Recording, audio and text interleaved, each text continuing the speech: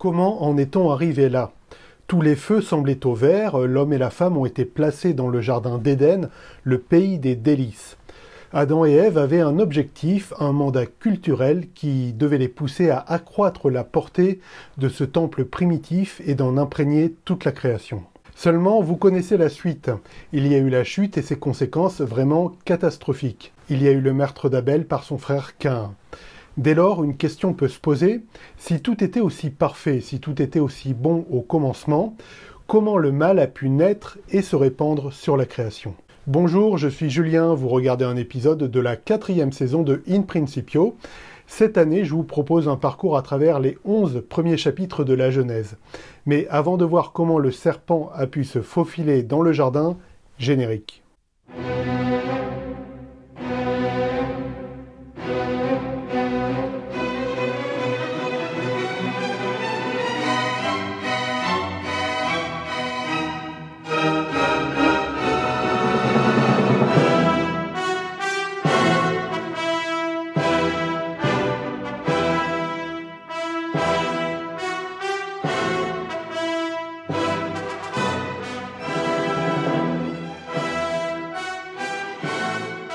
Comme vous l'avez compris, on aborde aujourd'hui la suite des aventures de notre humanité primitive avec le problème du mal.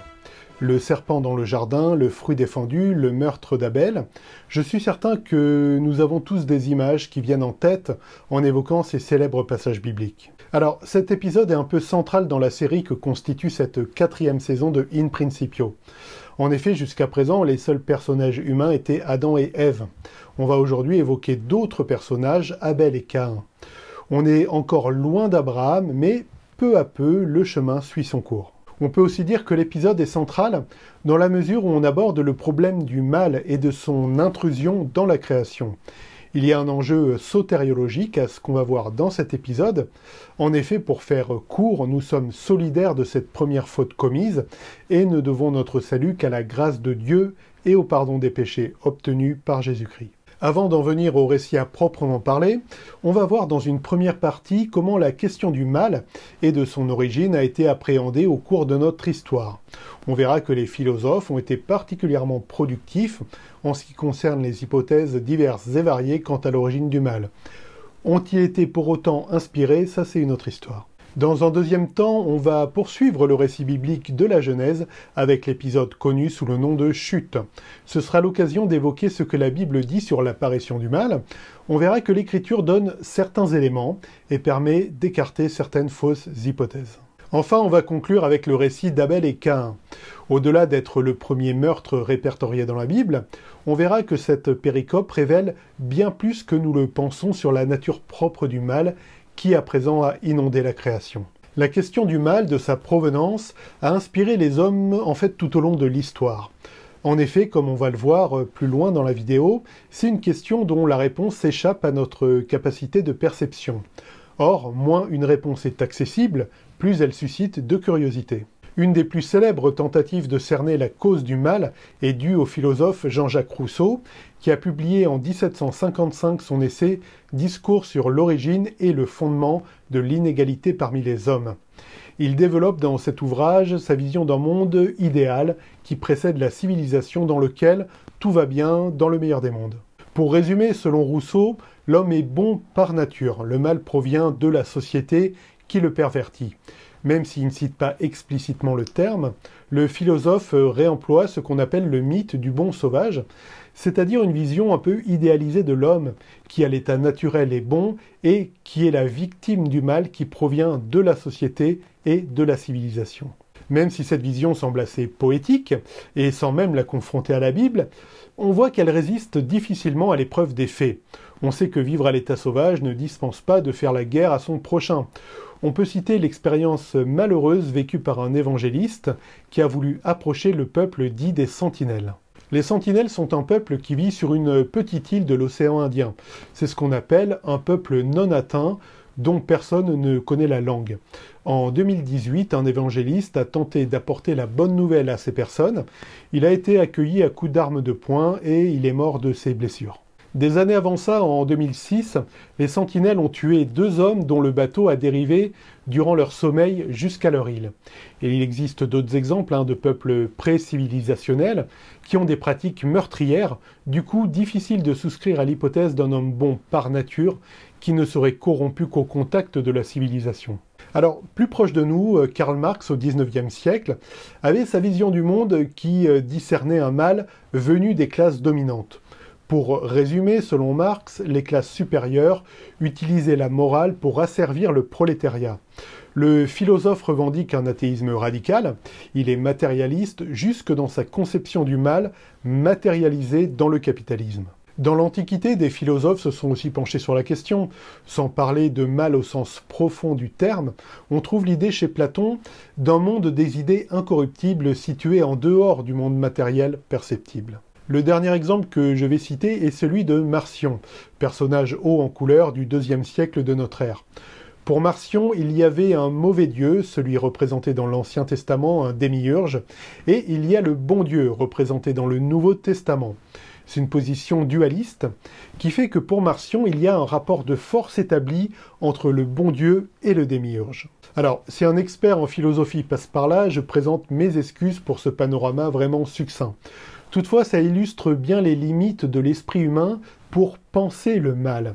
Comme on peut le voir, aucune théorie ne réussit vraiment à expliquer l'origine du mal. On a affaire à des thèses sur la manifestation du mal. En revanche, on ne fait que reculer le problème de l'origine du mal. Face au déferlement d'idées à propos de ce qui est mal, de l'origine de tous les maux sur Terre, la Bible opte pour la simplicité. Souvenez-vous du précédent épisode de In Principio, on avait abandonné Adam et Ève dans le jardin, leur feuille de route était tracée, ils n'avaient plus qu'à faire croître cette création merveilleuse, véritable temple cosmique que représente le jardin d'Éden. L'arrivée du mal est décrite de la façon la plus simple qui soit. Le serpent était le plus tortueux de tous les animaux des champs que l'Éternel avait fait. Il demanda à la femme, « Vraiment, Dieu vous a dit, ne mangez du fruit d'aucun des arbres du jardin ?» Comme vous savez, je suis partisan d'une lecture littéraire de ce récit. J'adhère à la thèse défendue entre autres par Henri Blocher, qui voit ses premiers chapitres comme un récit stylisé. Il y a donc bien une entité qui a tenté Adam et Ève, elle est représentée ici sous forme de serpent, sans nécessairement être un serpent littéralement. C'est justement Henri Blocher qui formule à mon sens un des arguments les plus forts en faveur d'une lecture littéraire et non littérale à propos du serpent. L'auteur de la Genèse attribue au serpent une longévité qui n'est point animale quand il annonce sa défaite finale, la sienne et non pas celle de sa descendance, après bien des générations d'humanité en Genèse 3, verset 15. Il faut bien que l'auteur en vise un autre, derrière la figure du serpent.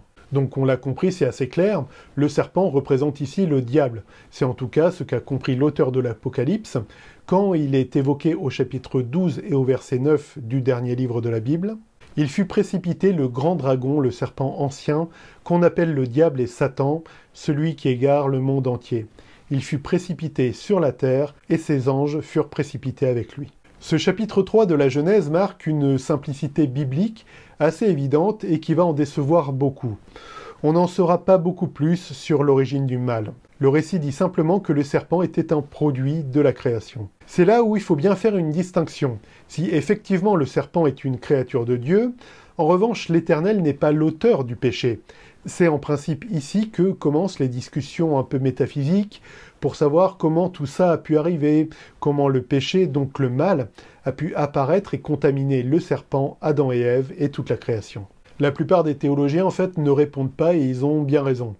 Henri Blocher emploie l'expression de mystère opaque pour évoquer cette question de l'apparition du mal et du péché dans une création entièrement bonne. L'ouvrage intertestamentaire de la sagesse évoque une hypothèse. Mais par la jalousie du diable, la mort est entrée dans le monde. Ils la subissent ceux qui se rangent de son parti. Alors, c'est peut-être un début d'explication, cependant, ça ne fait que reculer en fait le problème de la nature du mal. On peut se demander, mais d'où vient cette jalousie du diable? En fait, à chaque fois qu'on trouve une hypothèse, on ouvre une nouvelle question, c'est le problème sans fin. C'est ce qui a conduit de nombreux théologiens, je pense avec raison, à ne pas spéculer sur la question, à s'en tenir à la simplicité du récit biblique. Alors, concernant ce très riche chapitre 3, j'ai surtout évoqué le serpent lui-même et assez peu le reste. Il fallait que je fasse un peu un choix. Un mot quand même sur l'aspect théologique général relevé. On voit que le serpent travestit la parole de Dieu pour séduire Ève. Il propose un mensonge en disant que le fruit va ouvrir les yeux et rendre immortel. Ce mode opératoire par séduction a finalement peu évolué, il s'est juste adapté à chaque époque de l'histoire. Si vous souhaitez en savoir un peu plus sur l'aspect théologique de la chute, je vous laisse dans les fiches et dans la description une vidéo que j'ai réalisée pour le groupe d'église Vous êtes le Temple et qui aborde ce sujet un peu plus en profondeur. Les conséquences de la chute sont vraiment terribles. Il y a un aspect irrémédiable aux sentences prononcées par Dieu. On voit quand même, dans le reste du chapitre 3, que le premier à être jugé n'est pas Adam et Ève, mais c'est le serpent. Alors l'Éternel Dieu dit au serpent « Puisque tu as fait cela, te voilà maudit parmi tout le bétail et les animaux sauvages, tu te traîneras sur le ventre et tu mangeras de la poussière tout au long de ta vie. Je susciterai l'hostilité entre toi-même et la femme, entre ta descendance et sa descendance. Celle-ci t'écrasera la tête et toi, tu lui écraseras le talon. » Ce court passage est appelé en théologie le proto-évangile, en ce sens qu'il mentionne dès le chapitre 3 de la Genèse la défaite finale du serpent. Les premiers mots de l'Éternel ne sont donc pas pour accabler Adam et Ève, mais pour condamner le serpent et annoncer la victoire future. En revanche, la suite du chapitre 3 est vraiment destinée à Adam et Ève et à leur descendance avec des conséquences terribles, comme la peine dans le travail, la brutalité dans les relations et surtout la mort. Il y a aussi un aspect irrémédiable à la sentence avec l'apparition de mystérieux personnages. On peut lire à la fin du chapitre 3 « Alors l'Éternel Dieu les chassa du jardin d'Éden pour qu'ils travaillent le sol d'où il avait été tiré. Après avoir chassé l'homme, il posta des chérubins à l'est du jardin d'Éden avec une épée flamboyante tournoyant en tous sens pour barrer l'accès de l'arbre de la vie. » Les chérubins, kéroubim en hébreu, ne sont pas inconnus en fait dans la littérature du Proche-Orient ancien. Ils sont souvent représentés comme des animaux ailés avec une tête humaine. Difficile de dire la forme qu'avaient les chérubins gardiens du jardin d'Éden.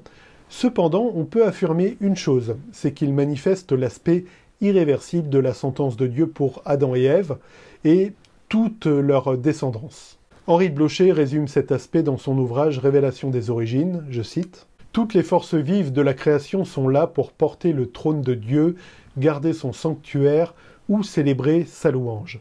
À la fin du récit de l'Éden, les kéroubim, campés sur le chemin de l'arbre de vie, représentent toute la puissance du monde aux ordres du Seigneur Dieu pour exécuter la sentence.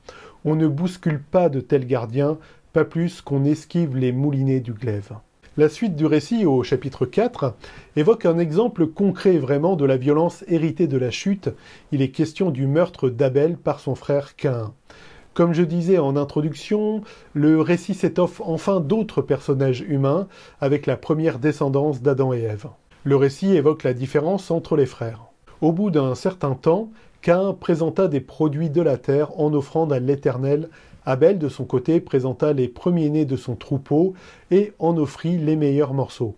L'Éternel porta un regard favorable sur Abel et sur son offrande, mais pas sur Caïn et son offrande. Caïn se mit dans une grande colère et son visage s'assombrit. Bien entendu, vous connaissez la suite. Caïn tue son frère Abel. Cette raison de la préférence de l'offrande d'Abel à celle de Caïn est assez débattue. L'Épître aux Hébreux, au chapitre 11 et au verset 4, évoque la foi qui a conditionné l'offrande d'Abel, une offrande faite avec foi, quelle que soit sa nature, étant préférable à une offrande réalisée uniquement par obligation. Le penseur juif du 1er siècle, Philon d'Alexandrie, formule une autre hypothèse, en remarquant que le texte, en Genèse 4, verset 3, dit que Caïn a fait son offrande au bout d'un certain temps. En gros, le frère d'Abel aurait mis trop de temps à présenter son offrande, ce qui aurait révélé une mauvaise disposition de cœur. On voit avec les propos de Jésus contre les chefs religieux que le meurtre d'Abel est un marqueur de la ligne temporelle des martyrs. Notre Seigneur évoque en effet en Matthieu 23, verset 35, le meurtre de tous les innocents depuis celui d'Abel le juste jusqu'à celui de Zacharie, fils de Barachi. Malgré vraiment la gravité du crime, l'Éternel met une marque sur le visage de Caïn. On peut lire en Genèse 4, verset 15, « L'Éternel marqua Caïn d'un signe pour qu'il ne soit pas tué par qui le rencontrerait. » Sur la nature même de cette marque, plusieurs thèses ont été défendues. L'Encyclopédie des difficultés bibliques nous apprend qu'on s'est demandé si c'était une expression de visage sinistre, inspirant la peur, ou un tatouage comme celui que se feront plus tard les Kénites, dont le nom dérive de Caïn.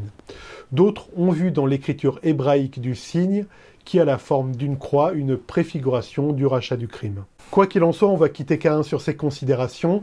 Suite à son meurtre, le voilà parti loin de la face de Dieu au pays de Nod. Il semble vain d'identifier ce pays, Nod signifiant simplement errance. On peut terminer sur un point culturel. Ce verset 16 du chapitre 4 de la Genèse est à l'origine du titre d'un livre de Steinbeck, À l'Est d'Éden, qui a été adapté au cinéma dans les années 50 avec James Dean en tête d'affiche. C'est ici qu'on quitte nos personnages sur ce constat de création corrompue par cette faute originelle. Caïn va avoir une descendance bien différente de celle qui naîtra d'un autre personnage clé de ce début de la Genèse, Seth. On peut comparer les généalogies et se demander si elles ne révèlent pas le sens profond des origines de l'humanité. Mais ça, c'est une toute autre histoire et une toute autre question. Ce sera le sujet du prochain épisode de In Principio. Merci beaucoup d'avoir regardé la vidéo jusque-là. Je vous dis à très bientôt, soyez abondamment bénis. Ciao.